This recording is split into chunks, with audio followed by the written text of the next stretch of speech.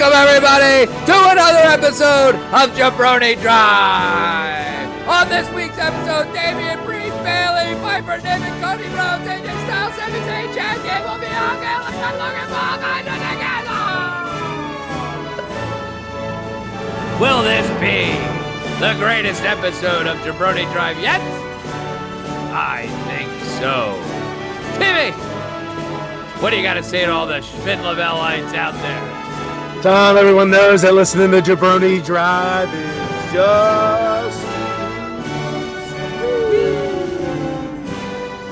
And when you listen to Jabroni Drive, you are a jabroni.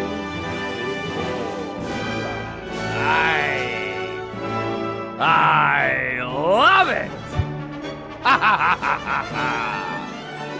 Jabroni Drive starts now. Wow, what a start. What a start to what will, of course, be another amazing episode of Jabroni Drive. Jabroni Drive, talking all things professional wrestling, particularly WWE. New episodes every week. If you're not already doing it, give us a follow. Available on all podcast platforms, YouTube. Give us a follow. Give us a subscribe. And come along the ride on Jabroni Drive. Ooh, come on the ride. Come on the Jabroni Drive. A Jabroni Drive. So, we got a big PLE this weekend live from Glasgow, Scotland. The first PLE ever in Scotland. The crowd is going to be hot. It's going to be crazy. Drew's been hyping them up. I think they're going to really be giving everything they got. We got a lot of matches to get to, and we're going to get through it. So let's just get started. Let's start with, Timmy, I want to start with the Sami Zayn, Chad Gable Intercontinental Championship match. I'm really looking forward to this. The storyline here, I think, has been done very well. The turmoil between Otis and his, like, what he should do, his loyalties, who he should be listening to, Sami kind of playing on that and relating to it with his situation with the bloodline a couple years ago, and Chad Gable playing the ultimate jerk and manipulating Otis. One thing I will say about this is when we get into, like, the storyline, I'm kind of like, we need to make the move at I feel like at this PLE. I feel like Gable needs to win. I think he needs to get the title and become the champion. I think that's what would be best. And you let him have the run and kind of keep those manipulative ways going with Otis. If he loses again, I'm afraid we need to just completely abandon everything that's going on, because at some point, we've talked about it in the past, you have to put a belt on these people to make them credible and believable. And I'm really invested in this storyline. I kind of want, like I said, Gable to win. And Sami, I like his rah-rah stuff, but it's becoming a little too redundant and too much to where I think, like I said, we need to take action and have there be a major point in this story of Chad winning, and I feel Otis helping. Yeah, there's a culmination effect, I think, going on with a lot of different storylines, Tom, to the point where I think a lot of these things need to be resolved soon, because I think we're at the brink here of pushing them too far, right? Like, are we dragging these on too long, right? Where there's a difference between a story that's being told with a major title, with like Cody Rhodes, right? Like that whole storyline, the bloodline, all that stuff, right? That is a major storyline. Like, these are just sidebar like storylines that you can really sustain for probably a 3 month, I would say a 3 month window, right? Like, where, hey, these are just kind of like your secondary storylines that, yeah, I mean, they're tied to the Intercontinental Championship, things of that nature, but it's still not the main title here, right? Let's really get in and out of these stories. Let's make them quick. They don't have to be sustained year-long build, just like Cody Rhodes was over a 2-year build, right? And to your point, enough, right? Let's move on to the next one. Let's get this to the point where it needs to go, and then let's move on to the next one, right? And Right. look, I am saying that like I don't mind this storyline kind of going on, but like the idea of the turmoil with Otis, Sammy like trying to pull back and like a decision needs to be made in that aspect of it. That right, storyline can move to the next chapter and kind of continue for me, right, but it needs this part needs to end and we need to right. move on to the next part of Yeah, this story. Like and that can last for a little bit for me, that could last for yeah. No, but no. this part needs to move on. I don't know if we're probably saying the same thing. I just Yeah, that's exactly what I mean is like, okay, like the whole Otis thing, right? Like, hey, like where like it's been dragging on for a little bit, right, right? And like the Sammy stuff, right? And if like Chad wins, hey, that's great. You can continue that situation where Chad is still demeaning the Alpha Academy. He's still, pushing back on them, and at some point, right, like, you can get them and then maybe bring in the Creed brothers too as well into that whole, right. and then start that little chapter, right? Like that's fine, right? But like you said, the Sammy thing, the Chad thing is got to kind of wrap it up here. Let's Yeah. let's let's figure it Or out. make a distinct line in the sand. This is Yeah. what we're doing. Like I think Otis needs to make his decision, whatever it is, this weekend. And if it, to me, the decision is to help Chad and kind of be this blind, like, loyal guy to to If Chad. though, so if we play this out, I know we're trying to keep it tight here, but if we play this out and say Chad loses again, Yeah. what does that do for his character? Nothing, right? It's Nothing. like, And it washes him. And I think you just get this little payoff now with him and Otis kind of feuding, and it's just, okay, these guys are now then swept under the rug. And, but a major talent like a Chad Gable will be taking a major hit in his character. yeah, and they're feuding over really nothing. There's no belt at stake, right? Right. It's just a friendship really that is going sour, and that's really the storyline that we're investing in. No, like the culmination has to be the belt, right? Does Chad finally get the belt, and is it going to be with or without the help of Otis? And I Right. think that's really the thing that people are invested in. Right. And then move on. And we want to get the Creed brothers into the mix with this. And we don't know if that's where WWE's headed, but they've been missing in action, and I'd like to see how that resolves. So I think we both want Gable to win here. I mean, I do. I feel like he does win. I feel like this is when they finally put the belt on him and move forward to something maybe that comes to a head at SummerSlam, the next couple chapters. Who knows? But I feel like Gable should win. I think it's important for him. I don't think Sammy needs to hold the belt anymore. And you can mix him in with other storylines or have this feud kind of continue, but with a distinct line in the sand of where Otis is on this. All right, let's move on to the women's SmackDown, the undisputed women's championship. Bayley and Piper Niven.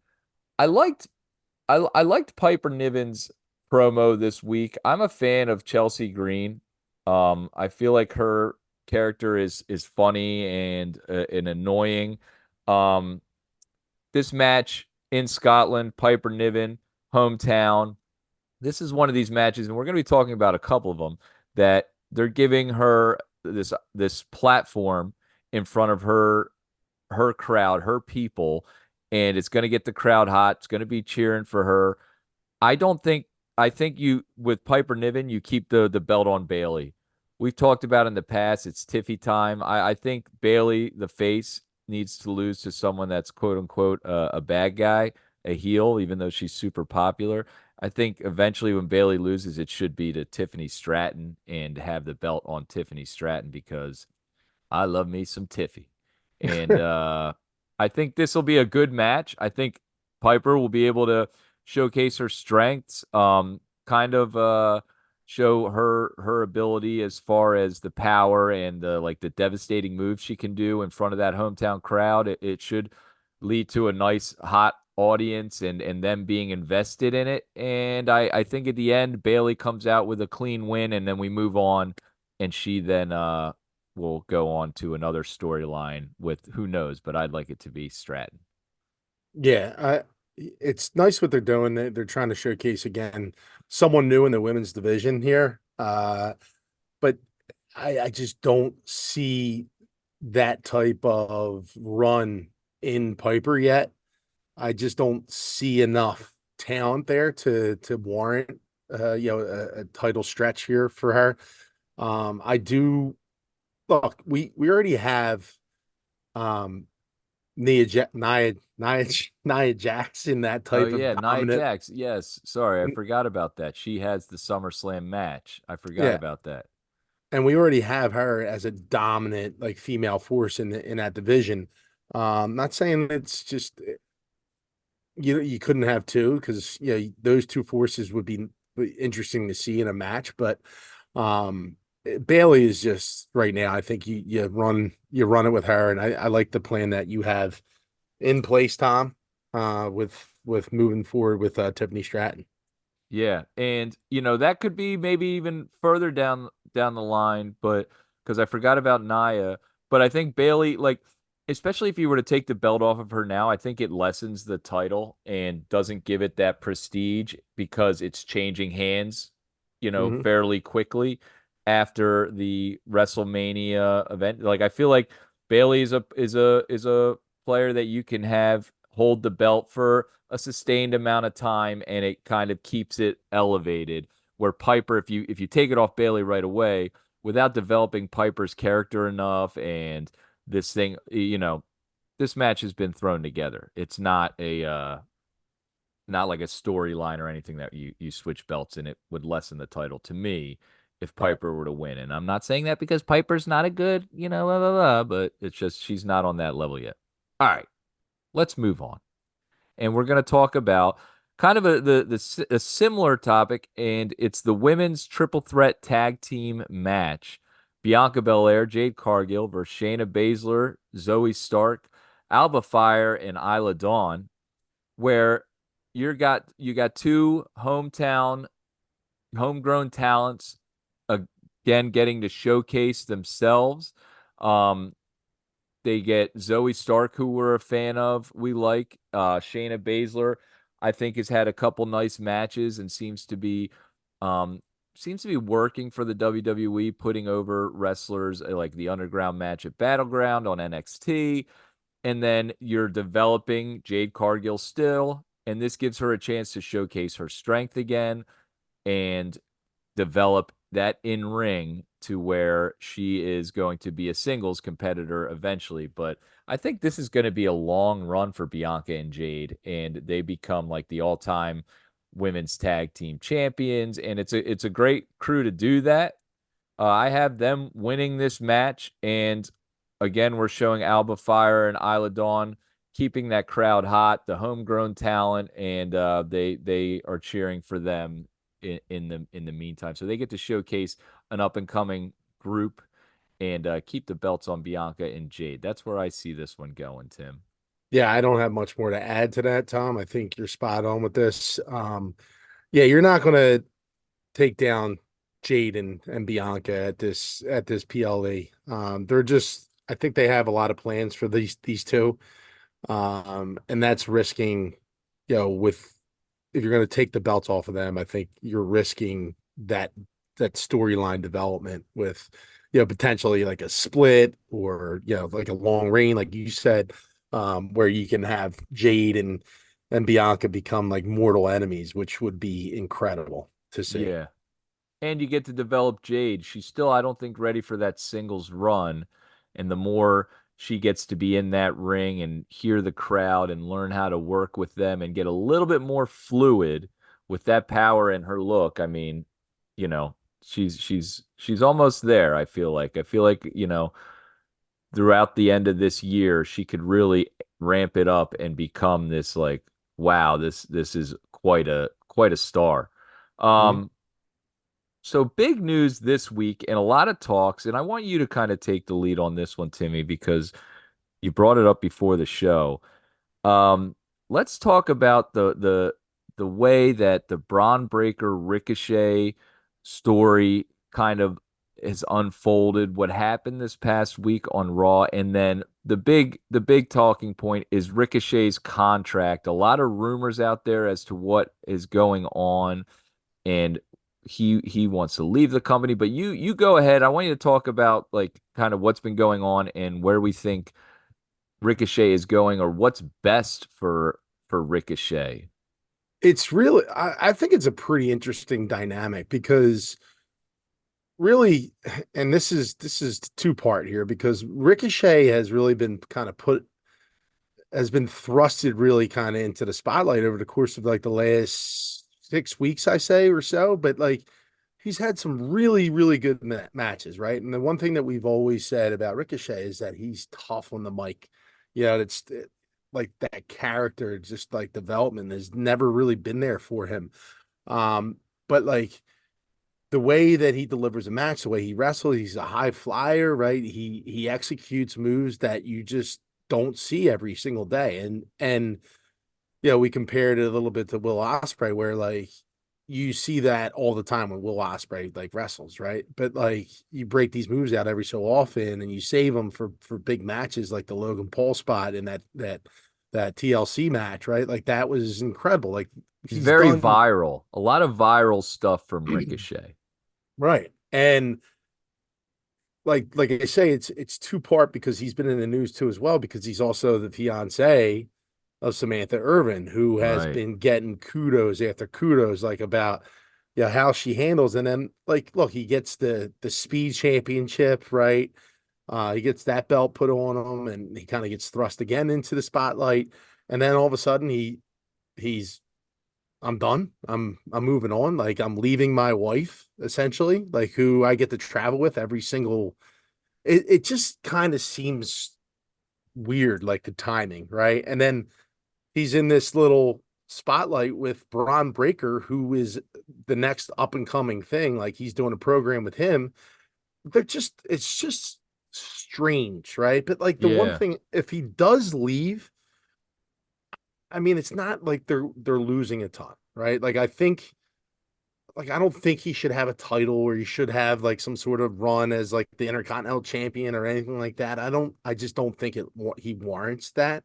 Yeah, I think he's just a kind of a guy on the roster that really can do big time spots, but it just I don't know. We talk about blurring the lines a little bit, Tom, and this just has some like weird kind of strange feelings to it. Like maybe like I don't know, maybe his contract isn't up. Maybe this is just something that they're putting out there and I don't know. It just Yeah, I'm with you, Timmy. And especially how the things ended this past Monday. Like, I feel like if he wanted to leave the company, as a company, you respect that. Okay, you want to leave, that's fine. We're gonna write. I wouldn't be putting him on TV.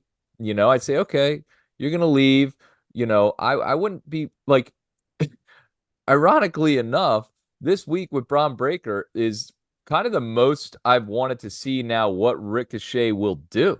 The way he was beat down, the storyline with Samantha Irvin watching her fiance get put through a car window, and so I mean the bump where he fell on the concrete, like the kind of the ode to the NWO Rey Mysterio against the spike against the truck, and he went down like that was nasty. I was like, oh man, like that looked like it hurt and wasn't planned. And I just feel like now I'm kind of invested in like what a Ricochet will like. Is he going to return and try to take out Braun Breaker? Because these guys in the ring could put on an incredible show. They've already been doing that, but if you really gave them a good amount of time, a spotlight at a PLE, these are two like superstars in the making. Ricochet's been spending more time and Braun Breaker's white hot in the way they build him. I just feel like it's a mistake for the company to have showcased him like that in that storyline and kind of have you cheering for Ricochet a little bit, like wanting him to get back up, in my opinion. And I think it's a mistake, like you said, double part. Where is Ricochet gonna go? You're gonna go to AEW, dude. It ain't nothing's gonna happen for you in AEW. You're gonna go there and have a 12-star match that Dave Meltzer says is great with Will Ospreay, and then no one's gonna talk about you in an arena with 3,000 people that seats 17. You know what I mean? Like Yeah. it's what you really need to concentrate on is developing your character, whatever you have to do. And I wonder if, and I think about Dolph Ziggler and these guys. Ricochet is one too that has all the talent in the world in ring, and when he sells a move, like he gets knocked out. You know what I mean? He's out cold, right?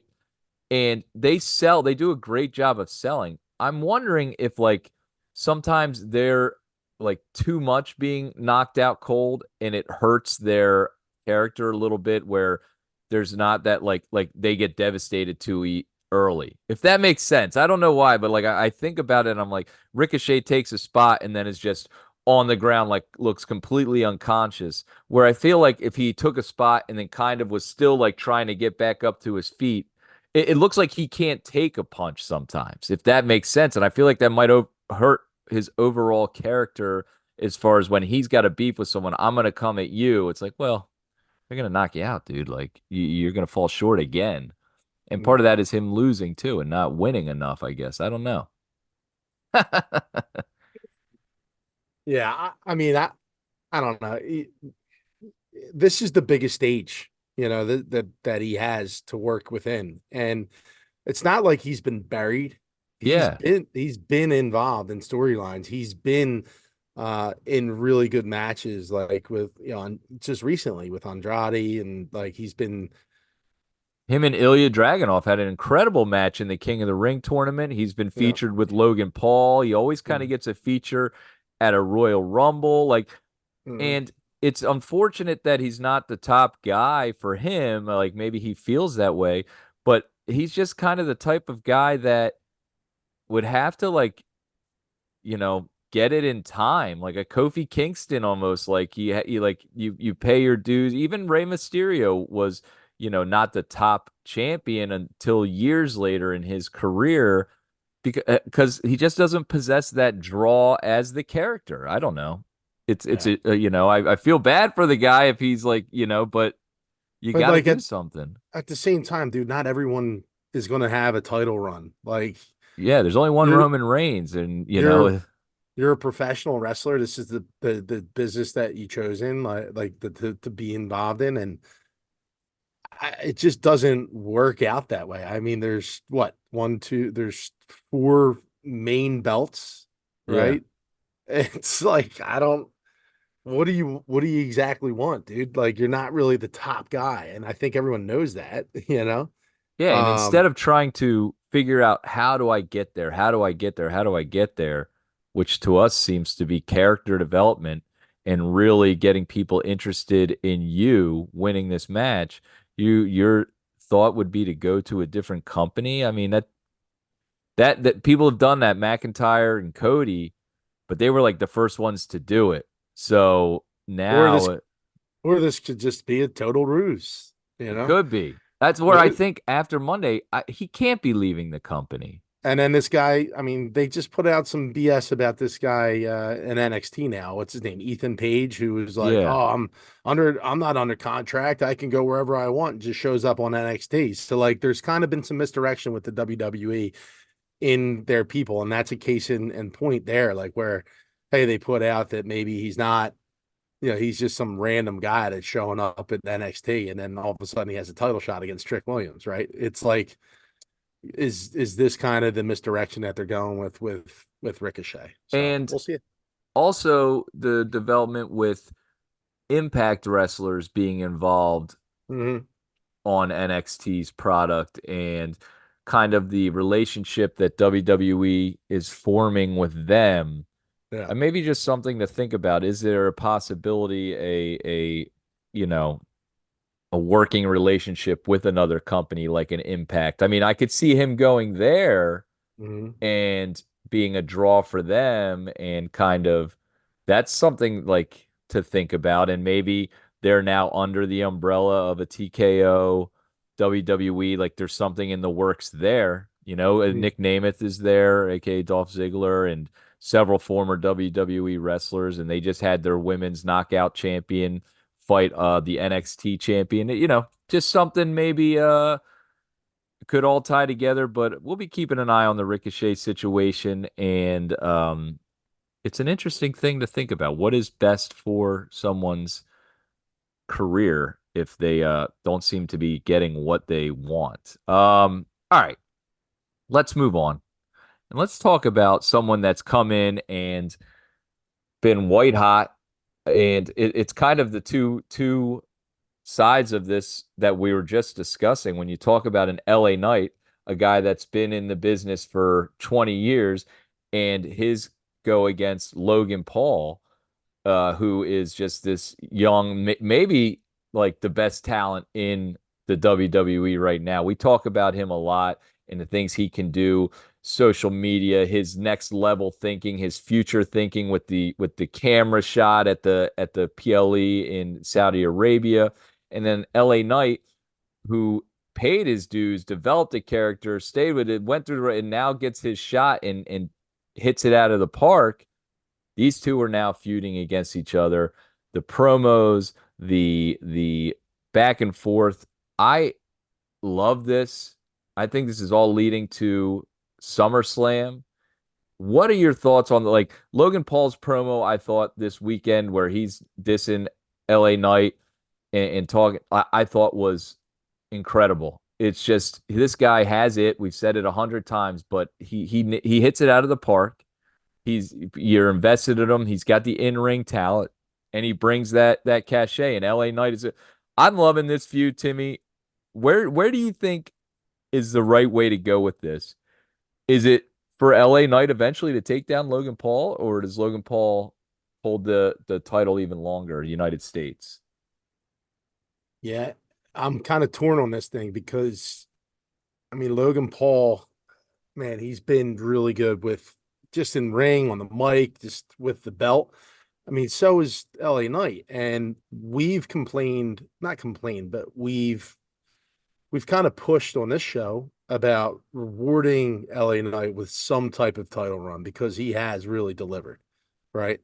Like this is at what point, like I was just saying, making a point about Ricochet, at what point there's only four belts here that yeah, they can take, right? The US title, the Intercontinental, you got the heavyweight and the undisputed. So which of those is suitable for for LA Knight? And it just seems like yeah, that US title would probably make sense, more sense than anything. Um, but I can also see like LA Knight, like right now, if it's on Chad Gable or if it's on Sami Zayn, I can see LA Knight winning one of those matches. I just don't see LA Knight beating Logan Paul in a match, just because Logan Paul's star is just so high right now, dude. He is the creme de la creme right now. He is a top guy in this industry, which is crazy to think because he's had such little time. But I mean, he delivers on every level. I mean, the guy is just he has so much momentum behind him. I'm maybe you can get away with LA Knight taking him down and winning that title because LA Knight star is so huge too as well, and he still has the audience.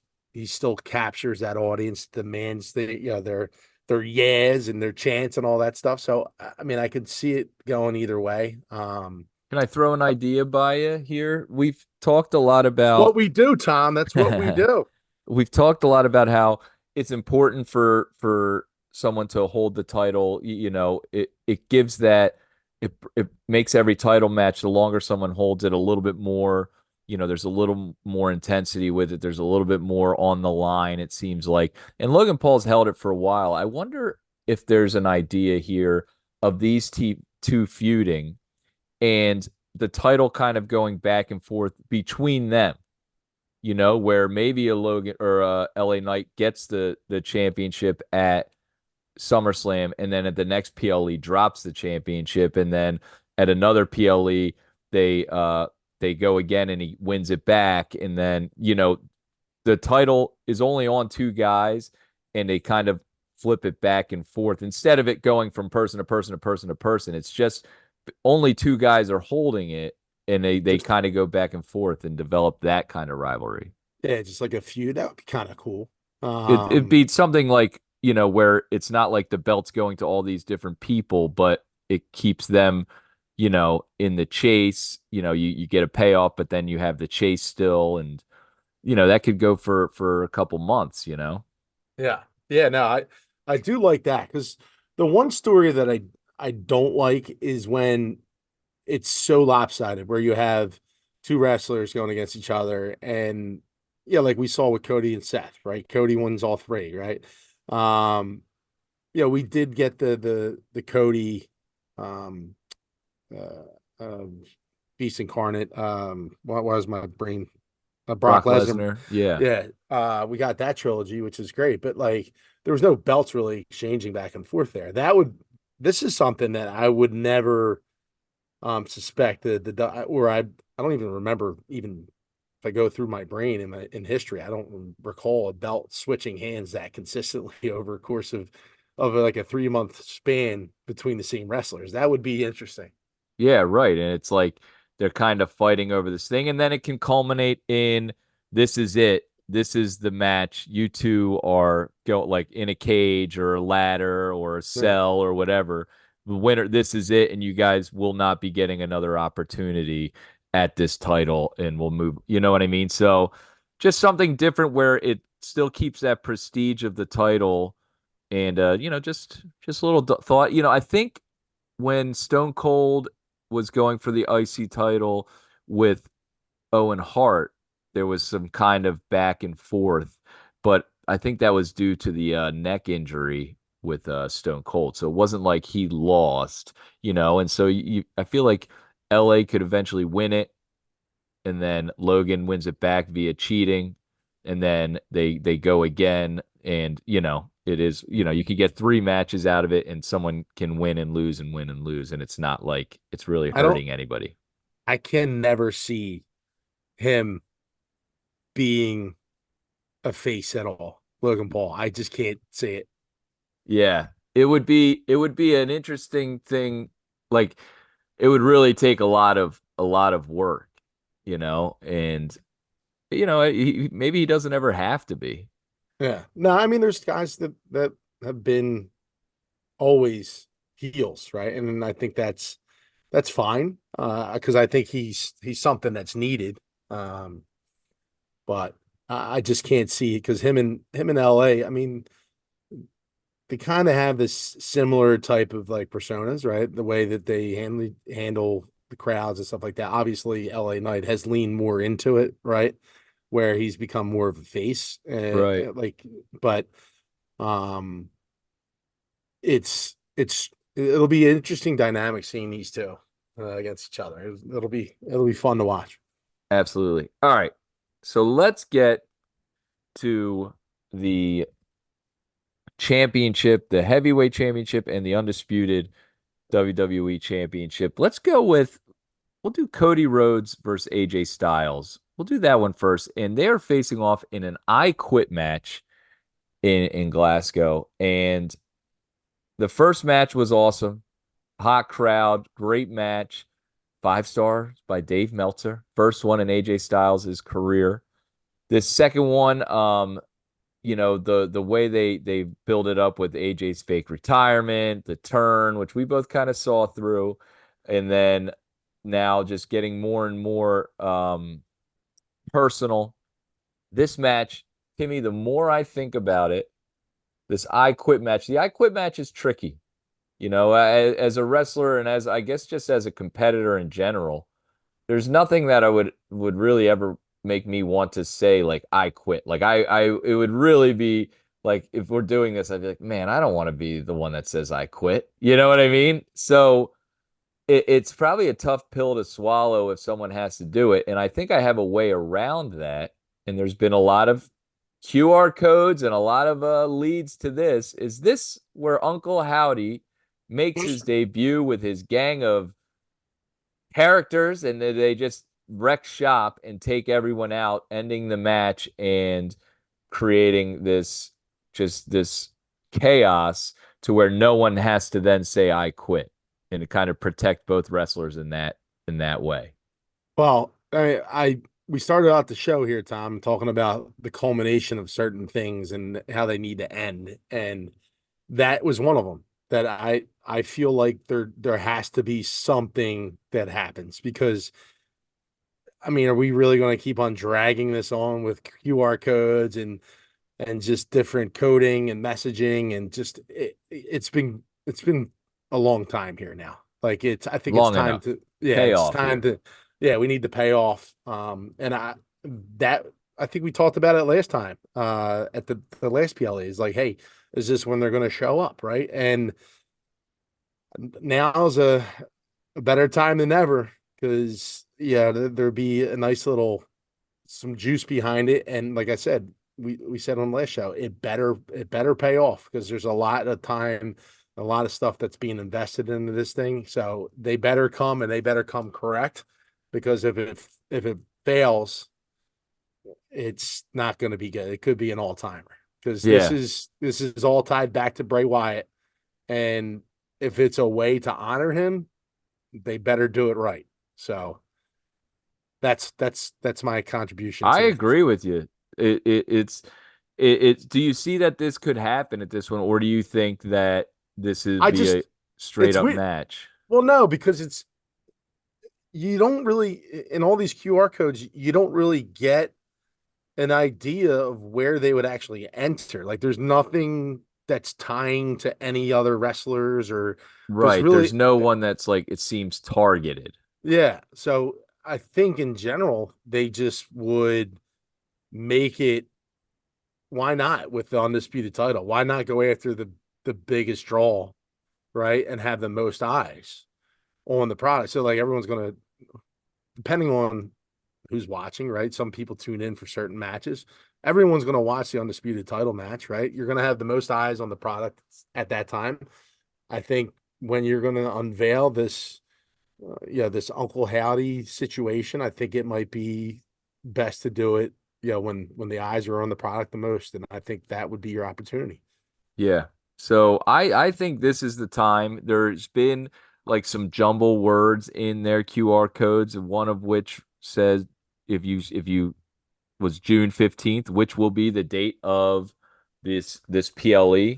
So I think this is when we get Uncle Howdy, and I think this is the match they interrupted. And whether or not it's just a blow off where nobody wins this match and the belt stays on Cody, or they help, they take Cody out, leaving AJ Styles there, the victor, and your new undisputed champion. I'm not sure. That's something that is kind of interesting because then you could get the AJ versus you could get him versus Randy Orton at SummerSlam for the title. That's a marquee matchup that will sell, and you can have Cody Rhodes then be in his feud with Uncle Howdy and his gaggle of gangsters or whatever the hell they are. Is Uncle Howdy and his merry men. and his merry men. So we'll see what goes on there, but I think this is where you look for Uncle Howdy. I think this is going to be a very entertaining match, and we'll see what happens. Looking forward to this match, though. An I Quit match is definitely something where it's going to be hard hitting and a lot of spots that are um, brutal. So I'm looking forward to that. Hopefully they lay it in. All right, let's get to the last match of the night and what that we're going to be talking about. We're talking about Damien Priest, All Rise versus the Scottish psychopath Drew McIntyre. Drew McIntyre, um, you know, historically, Clash at the Castle, couple years back, title shot against Roman Reigns was screwed. This has been a part of his storyline for the last couple years. A chance at redemption for him winning the title. We've talked about how Priest has been a letdown for us as a champion, and I feel like it's time to put the belt on Drew, give him his moment in Scotland where he wins the title in front of everyone, and then that will lead to the eventual Drew McIntyre versus CM Punk at SummerSlam if Punk's around. You could get a rematch with Priest and McIntyre at Money in the Bank and have that end there and then lead that to CM Punk versus Drew McIntyre. I think this is Drew's time to win. I think it'll be a good match. Drew McIntyre is one of the best in the world, and you should give him the belt. Yeah. Um, Yeah. yeah. And I'm going to go back to what I said. A couple things need to culminate, and I think this is going to be one of them too. And I think CM Punk gets involved here somehow, some way. I don't know. Maybe it doesn't cost him the title at all, but I think it's more meaningful.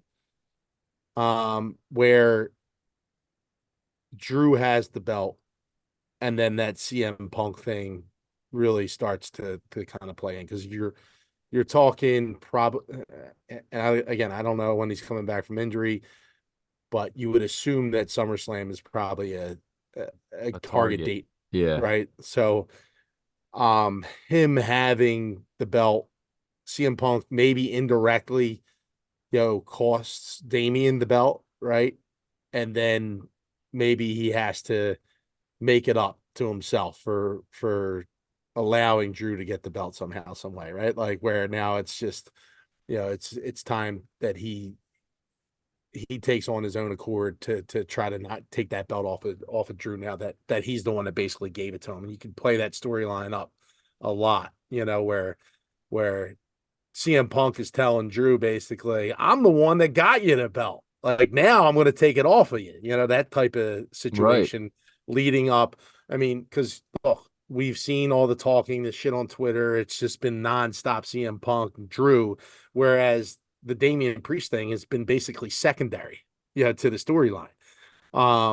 If they keep the belt on Damien, it would be really, really interesting to see where they go with Drew because I think or not Drew with Damien because I just don't see him as a guy that can carry that belt for an extended period of time. I am not invested in Damian Priest at all.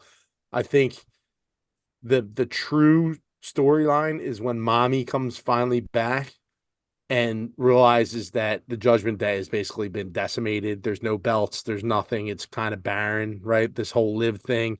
I think it's going to be that type of situation with the Judgment Day moving forward. Yeah. So we both think Drew wins the belt this time. We'll see what happens. Looking forward to this PLE as a whole. I think the card's great. That 5 match formula again, another 5 matches, which I think has been working for them. So why change? And let's get into, and we were just referencing it there, our last topic of the night, and we're going to be talking about Liv Morgan still turning up the heat on Dirty Dom. And my God, she's good at it. I love her. She's incredible. It's funny, I'm a sucker. At first I was like, she might be a little lost. As soon as she started putting on that little sex appeal, it's been like, yep, she's great. I love her. She's doing everything perfect. Um, Sex sells, Another Tom. great moment this week with her on the edge of the ring, landing on Dom, then kind of rubbing his chest and getting all hot and bothered with him. She leaves a key to her hotel room. Interesting note, who picks up that key? None other than Finn Balor. Slides it Yeah. into his pocket. We've talked about this a couple times. She got out of the car with Finn Balor. Maybe the bandana was from Finn Balor. Maybe, all this stuff is going on. I wonder if that eventually is the turn where everyone thinks that Liv and Dirty Dom are hooking up. The match is going on between Liv and Rhea eventually. Dave and Finn Balor's there, and he costs Rhea the match, leading to a feud with Dirty Dom and Finn, and obviously Rhea and Liv still going on. Is that where you see this going? Is that like kind of how it lines up, or we just kind of keep an I eye on it, note it I again?